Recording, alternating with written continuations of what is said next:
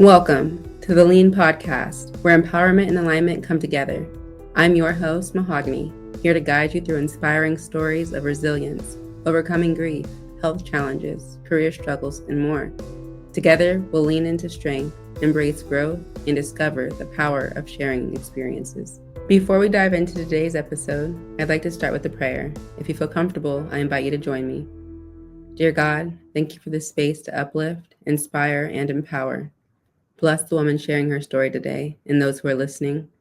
May this podcast be a source of hope, healing, and alignment with your purpose for our lives. In Jesus' name we pray. Amen. And thank you for having me.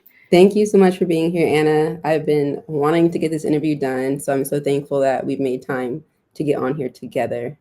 Anna is a retired Navy vet. She's also a real estate investor out of Seattle, Washington. Help me welcome my guest, Anna. Hey, you guys. Thanks for having me on the Lean podcast. I'm so excited to be here. Thank you. Oh, yes, Anna, you are such a doll and you are such a force online and in person. So I'm so excited to have you here today to share with our audience overcoming hard times in business. Anna, you are a business beast in the real estate market, and I just know you have so much to bless us here with today. If you could start by just telling us a little bit about yourself outside of real estate and being a badass, like besides those things, who are you? Yeah, so a little bit about myself. My name's Anna. Just recently retired out of the military 2 months ago. And I was active duty for almost 10 years of my life. So I'm kind of on this unpacking of who I am. So that's a really good question.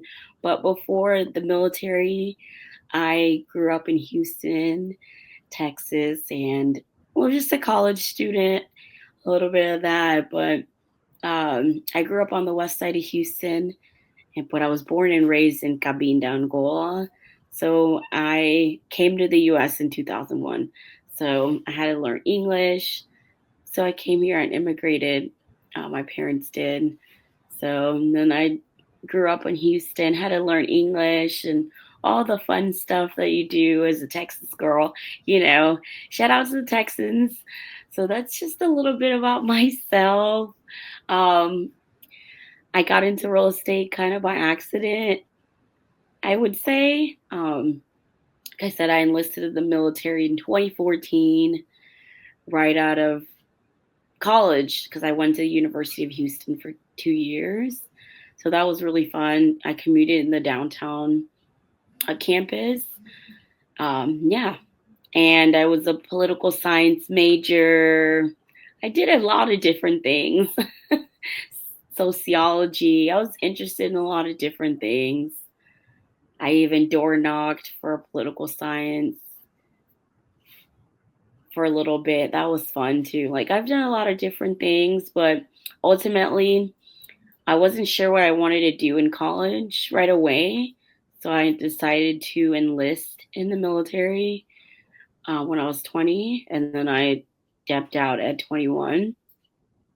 And from there, I spent 2 months in Mississippi. Well, no, 2 months in school first, because you got to go through a school, and boot camp was 2 months in Chicago in the freezing rain. So that was fun. And then I went to school for logistics for 2 months. So I had to learn something completely different. I had to leave Texas for like first time ever. So yeah, that was interesting. Then I got stationed in California with the F-18s. So I did that for 4.5 years. I did 2 deployments in the military. So that was fun. So the military, I thought, was going to be everything I knew. But after our first deployment, I had like a little bit of money saved. So I decided to buy a house like anyone would, right? I honestly didn't know what I was doing. My husband at the time, we just walked to the model home. We were living at base housing, and they were like, "Oh, this is the last house we have left." And we're like, "Okay, we'll buy it." And they're just like, "Sign here." And we did. And like a month later, we moved in. And like, that was it. But then after that, we got so busy with work. I just worked. It was like work, work, work. Military consumed me, I would say, for like 3 years. So I think that Wow. was 2017 when I got that house. 2017. hmm Okay, wow. So take us back. How did you know, or what made you decide to go into the military at 21? I just think it was opportunity, and I was not sure what I wanted to do, and I didn't want to get in too much debt. I think that was another reason. I knew they would pay for my education, and then just opportunity for sure. Because being young and not wanting to get your parents into debt, so I decided to enlist to pay my way through school. Okay. And so you did 2 years at University of Houston Yeah, downtown. hmm downtown. Okay. During that time, did you finish or did you stop and like decide you're going to go to the military? Yeah, I stopped like midway through. And like I said, I changed my major a couple times. So I think I had most of the like English stuff. So yeah, 2.5 years, I think. Okay. And then so then you went into the military and you're like, okay, we can do this. This is a good path. And throughout your career in the military, what were those emotions like? What was your experience in the military? It was a lot. It was very busy. Like I said, like I think about it, how much I had to learn in such a short amount of time. Just the first 2 months, you have to learn everything about being a sailor, like get qualified. So I just like really took it very serious. Um, so I made up the ranks really fast, even though I had like a lot of issues with like personal that kind of took a lot of second, you know, especially in the very beginning of my career. It was just more focused on like picking up rank. So I learned everything I possibly could about my job within like the first 6 months. And the first 6 months, I was with the squadron, so we were really busy traveling. So I was already in California, just brand new, there for like 1 month. Then we had to go to Nevada. Then we were going to the ship back and forth. So I was like learning everything in such a short period of time. And I had to learn my job too. And then and I made rank quickly because we promoted. So I was now in charge of people like in less than 2 years. I already had like 15 people under me. Wow. So like Yeah, right so into like management, right into it. literally I think I made E5, which is equivalent to non-commissioned officer, like in the Army. So was work center supervisor, running the entire night shift by myself. I'm like 23 years old, like in charge of like 15 people. And I had like the work centers working under me, running reports. Like, so I had a lot of responsibility really quick. So that was the first 3 years of my life. Yeah. And then Wow. after that, I even got promoted to be in charge of the entire like um, supply division for the entire ships, all all the jets. I think I was like 25 when I was doing that by myself, working directly for the admiral in like Virginia.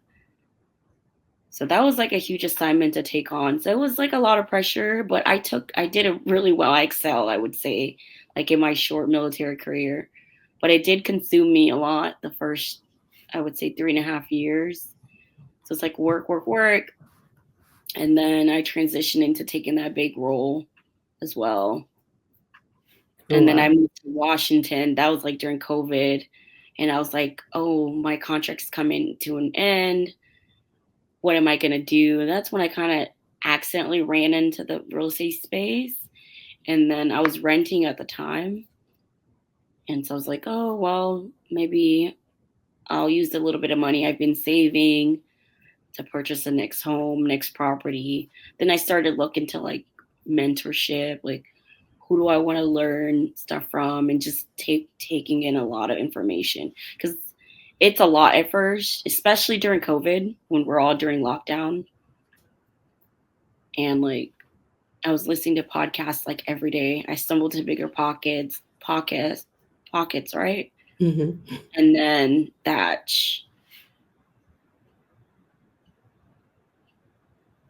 That's your mentor coach. Right, yeah. And then that's what I was like, I don't know what I want to buy first. So then I had like 15K saved around this time. And then I had already paid off my car because I always live below my means. So I was like, what am I going to do with this money? And then I just bought like a property on the market. So Okay. And so that's how you got started in real estate at that point. yeah, just using like my VA benefits because I knew I had benefits. I just didn't know how powerful it was back then. Wow. So do you feel like in which ways has your military background prepared you for real estate? I would say just like being super observant, recognizing things and discipline, like having that self starter, like I have to run my own business now, like helped me a lot because I had the 2 years to prepare. Kind of gave me a balance between, okay, I have to take this seriously because I don't no longer have the military income coming in. So like that just kind of showed me how hungry I really was as a person and how the military always showed me I wanted to promote quickly, so I learned my job quickly. I wanted to advance quickly in real estate, so I had to pick it up quickly. So that really like helped me figure out like, hey, you don't have enough time to learn all this. Figure out who's doing the right things, like a Mahogany or Thatch and Dana. Learn from them, team up with them, like learn partnerships, and because that's what it was all about. And I had to learn that in the military because you had to work with people that are different, and that taught me how to, engage clients, customers, sellers in a very dynamic way because I dealt with a lot of different things, and I had to adapt quick. Wow. That should be like the title of a book if you write one, like how to adapt quick, how to learn on a fast track. Because it seems like that's what you've been doing from when you first got here to the States, like having to learn the language and then having to learn the ropes of the military. And now you're in this new real estate game. And it's like you're so resourceful and always finding the next thing and how you can learn it quick. So that's definitely a plus. So y'all take notes out there. If you're really serious about something, you got to just hop right in there and get to work and it's a great example of it does work out like that. So now how long have you been in real estate and what has your experience been like in real estate? From being like the accidental landlord and like actually being in the business, I would say been 2 years. So I got Okay. licensed 2021. So like Okay, so going you're on an my third agent? year now. Yeah. So you're an agent as well. Yes. I've been an agent since 2022 officially, but like getting started in like mentorship 2021 and then getting licensed 22. So going on my third year now. But Okay. like it's been a lot. Like I said, we had to learn a lot. So going into the business, we think like you need a license, like get your license right away. So I took the opportunity to get licensed because you need to learn the ins and outs of the rules. It's important to know your state and federal regulations. So like that's a good background to have. And I'm glad I got licensed first and then learn like the investment stuff like while going into it. Okay, that's a good idea. Yeah. Because like even if I don't use my real estate hat as an agent, I have that background in principal experience. So like it makes it like easier to do my job because I know the ins and out of the ethics. That's really good. I love that. I know a lot of people do go get their real estate license and they're also investors as well. And I really see them moving a lot faster than those of us who are solely investors. So I really like that idea. Right. But you have to make a decision too. You can play both hats, but I feel like in the beginning I really struggled with that the first 2 years. And then like managing my military career while like transitioning and running an agent business while learning investment can be a lot. So like it is also important to determine what hat you want to wear quickly, because you can do both. But now if I want to scale, I have to pick one, right? Yeah. Because So I either have to build my team up if I want to continue my agent business. Because I found that in the beginning to be very like stagnant for me, because especially if I didn't have my W-2, that would have been my income, right? I would have had to really hustle in my agent business or my wholesaling business or whichever investment side I wanted it where. But since I was like, okay, I know I can maybe close 6 deals a year, I'm okay with that. But the other agents, they have to eat though, right? So I was okay with that, but other agents don't have that option. So I'm glad I had the opportunity to like play around with what hat I wanted to wear. And like that made me decide, okay, if I do want to continue now that I'm out, retired, I have to hire a team. Because you know where the real money maker is like you have to work those off market deals, either for you or your clients. absolutely. So Absolutely. And I know a lot of times people hear, oh, you're a real estate agent or you're a real estate investor, and their first mind goes to, oh man, they're balling, they're doing great. And we know as investors, that's not the case most times. So what are some of the lows that you've experienced or some things that you guys have gone through within real estate that maybe have made you feel like giving it all up, if you've ever had that moment? And how did you feel in those moments? yeah, I would say like I was saying, when you're wearing a lot of different hats, that the struggles were like, where is the guidelines to doing this? There is none. You literally figure it out as you go. Like our struggle was when we were landlording, like all those properties all at once that we acquired through the house hacks, right? Because we were doing it the lower barrier entry, plumbing inspections that I missed out on, learning the ins and out. Even as an agent, I'm like, oh, I could have done additional inspections that would have saved me thousands of dollars. Mm-hmm. So like that stuff, I'm like, since I'm the tenant and the landlord, I have to be responsible for them. So those are the things that we were like, oh, reserves, I have to have that. Oh, money, I have to have this. Don't stack up too many properties. Don't get too deal hungry all at once while managing too many projects. So like, yeah, we could have saved a lot of money, but I'm very grateful that I was able to wear those hats, because I had a W-2 and I was an agent and the landlording. They all saved me because I had the agent money that I wasn't touching, because I knew if I messed with that money, that was my reserves. So like it saved me a lot. So when you're doing inspections for your own properties, like do the additional stuff that no one talks Absolutely. about, like the plumbing. Make sure your sewer line is checked. Make sure you have running water on property, like stuff like that that we don't learn as agents. As you're doing more inspections with your clients and inspecting your own properties, you want to have reserves for. And like how to properly vet out tenants, even military tenants. Because Chris and I, over the years, we've had to pay months of rent because people couldn't pay and we couldn't Mm-hmm. evict them. So you have to know each state you're investing in, because we have properties in different states. The landlord tenant laws are very crucial. That could save you thousands if you know the ins and out. Yeah, we definitely relate. We bought a property that we didn't do it as thorough of an inspection with the plumbing. So when you said that, I'm like, oh yes, that part right there. And they need to make a handbook for that because we skipped right past it. Right. Nobody makes a handbook for this, Mahogany. Look, Like, I'm looking for your ebook, Anna. I'm waiting for your ebook to come out. please.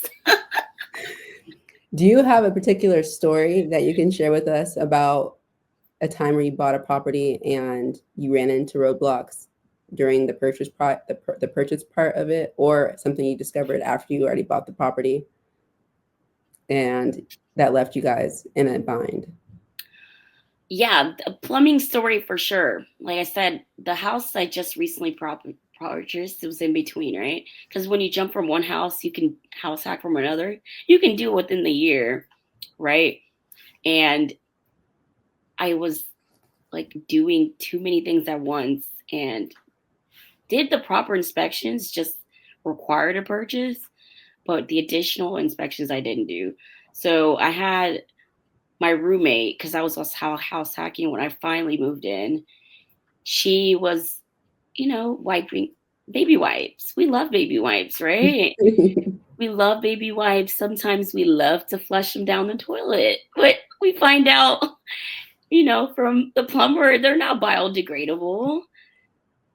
And when your house is 50 years old and you didn't update the plumbing, and of course you didn't, because when they do flips, it's lipstick and it looks nice. And I was then moving into move-in ready house, but it's 50 years old. So you think the plumbing's good to go.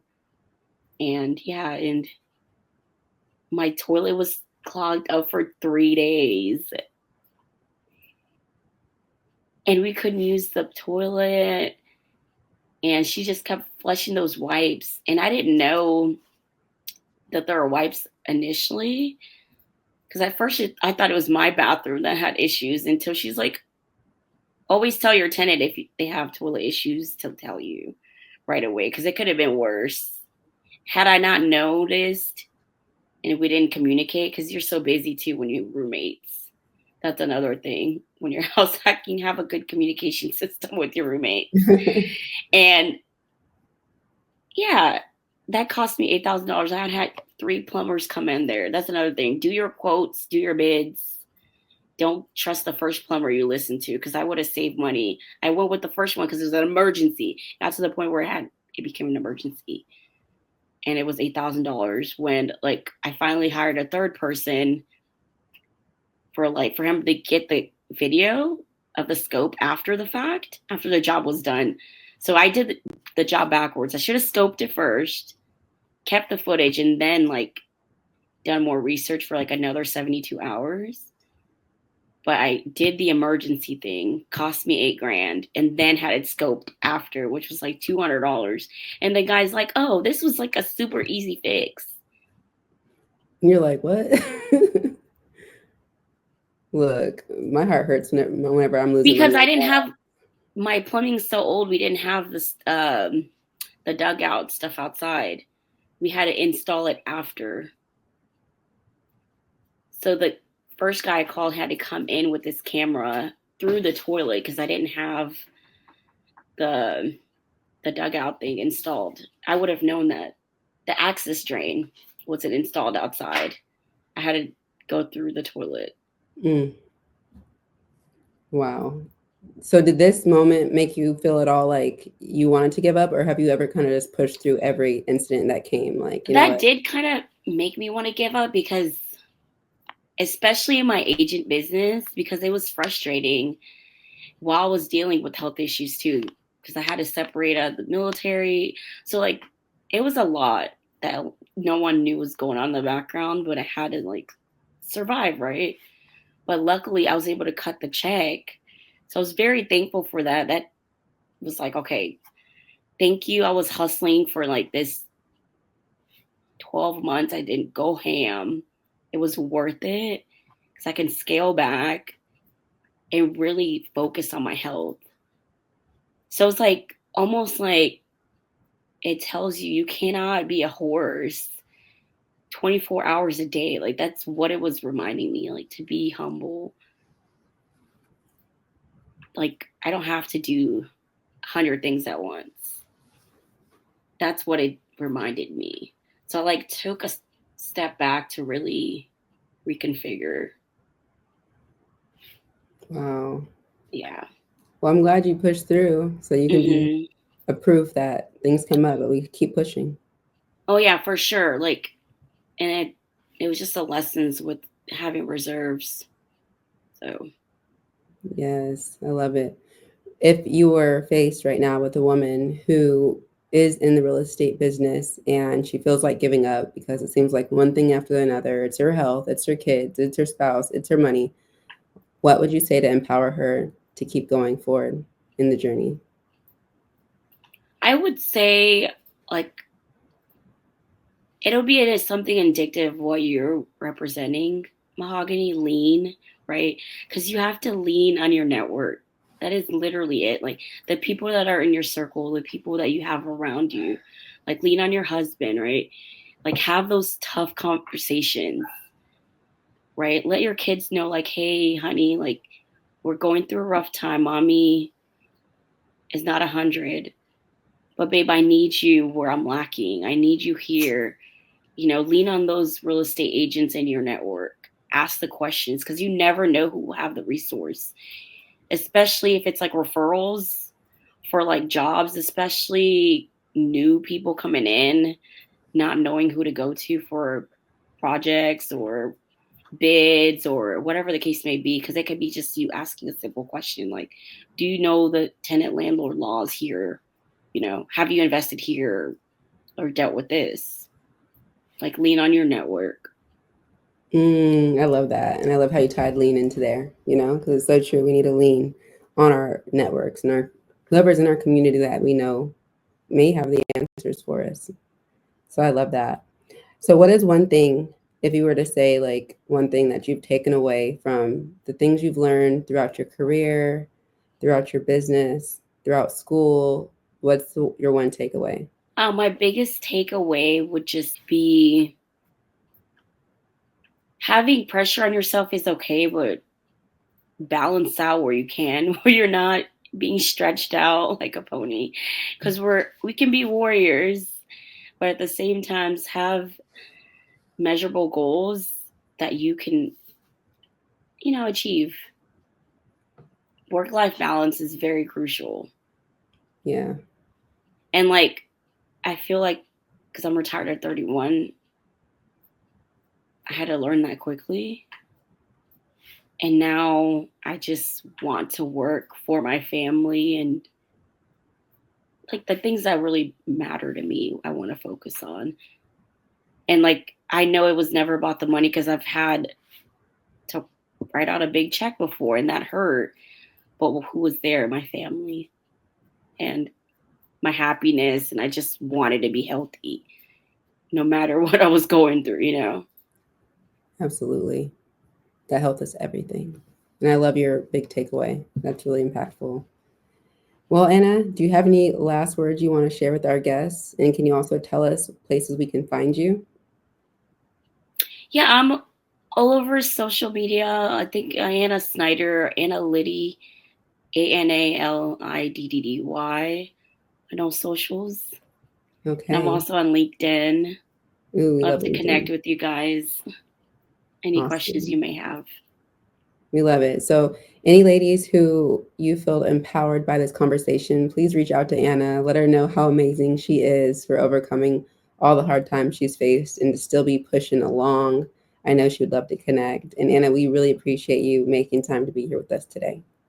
Thank you so much for having me, Mahogany. Can't wait to tune into this episode. Yes. Take care. Thank you for tuning into Lean. I hope today's episode left you feeling inspired, empowered, and ready to take on whatever challenges come your way. If this conversation resonated with you, make sure to subscribe so you'll never miss an episode. And don't forget to share it with someone who could use a little extra encouragement. The Lean podcast thrives because of listeners like you. So let's continue to build this community. Drop a comment, leave a review, and let us know what topics you'd love to hear more about. And if you haven't yet, be sure to join our Facebook group, the Ladies Empowerment and Alignment Network, where the conversation and support continues every day. Until next time, keep leaning into growth, empowerment, and alignment. Thanks for being a part of the Lean community.